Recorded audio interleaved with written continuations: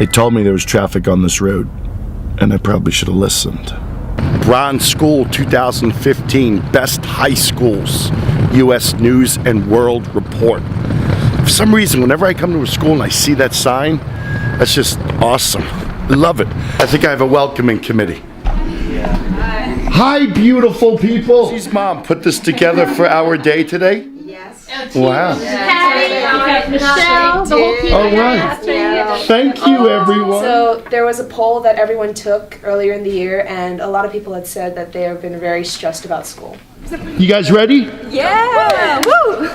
That's why you always come early, because you want to get a feel of the school and the community before you speak to the kids. A lot of pride, a lot of spirit, a lot of pictures all over the building that's showcasing the kids. Absolutely gorgeous. I'm excited to be here.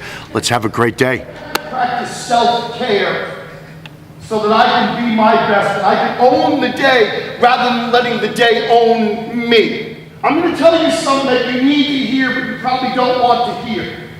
Ladies and gentlemen, you are not a victim. Young people, first place I want you to invest in, the mirror.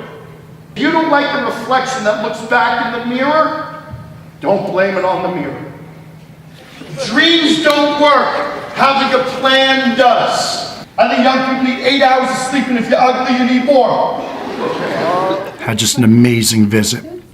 I love that the school is being proactive and starting a kind of a mental health kind of movement. I think it's really important, especially in schools like this that are very high performing. Expectations are just incredible and the kids are feeling it. So I think learning how to just breathe and reduce the anxiety and the stress. I'd love to see more schools be as proactive as Marriotts Ridge.